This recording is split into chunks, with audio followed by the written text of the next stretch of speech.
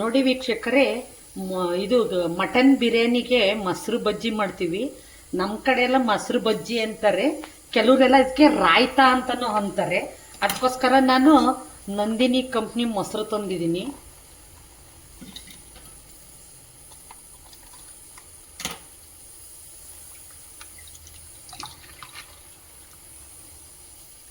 ನಂದಿನಿ ಮೊಸರಿನಿಂದ ಮಾಡ್ತೀನಿ.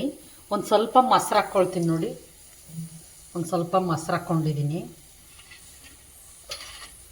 ಈ ಮೊಸರಿಗೆ ಸೌತೆಕಾಯಿ, ಟೊಮೊಟೊ, ಒಂದು ಈರುಳ್ಳಿನ ಹೆಚ್ಚು ಹಾಕಬೇಕು. ಮತ್ತು ಧನಿಯಾ ಪುಡಿ ಅಲ್ಲ ಎಂಥದ್ದು ಕೊತ್ತಂಬರಿ ಸೊಪ್ಪು. ಕೊತ್ತಂಬರಿ ಸೊಪ್ಪನ್ನ ಚಿಕ್ಕ ಕಟ್ ಮಾಡ್ಕೋಬೇಕು.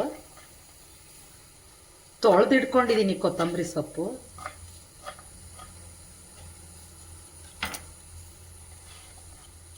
ಅದೇ ರೀತಿ ಸೌತೆಕಾಯಿ ಇದೆಯಲ್ಲ, ಇದು ಸಿಪ್ಪೆ ತಕ್ಕೋಬೇಕು.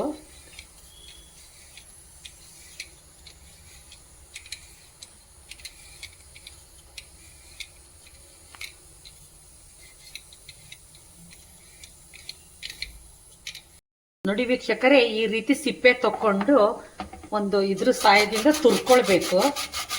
ನೀಟಾಗಿ ತುರ್ಕೊಳ್ಬೇಕು ಇದನ್ನ. ಇಲ್ಲಾಂದ್ರೆ ಸಣ್ಣಕ್ಕೆ ಹೆಚ್ಚಾಕಿದ್ರೆ ನಡೀತದೆ, ಬಟ್ ತುರಿದ್ರೆ ಒಳ್ಳೇದು.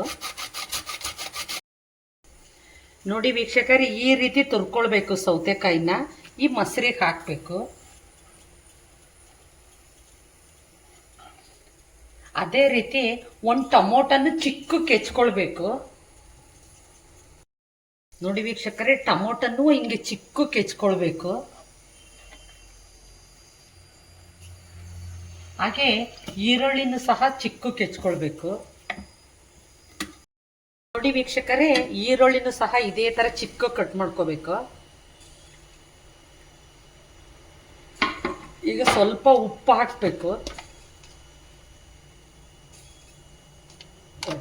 ಉಪ್ಪು ಹಾಕಿ ಒಂದು ಸ್ಪೂನಿನ ಸಹಾಯದಿಂದ ಎಲ್ಲವನ್ನು ತಿರುಗಿಸ್ಬೇಕು.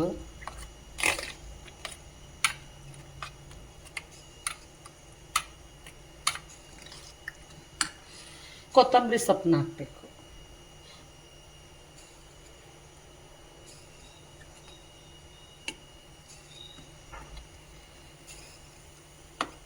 ನೋಡ್ರಿ, ರಾಯ್ತಾ ರೆಡಿಯಾಗಿದೆ ಬಿರಿಯಾನಿಗೆ.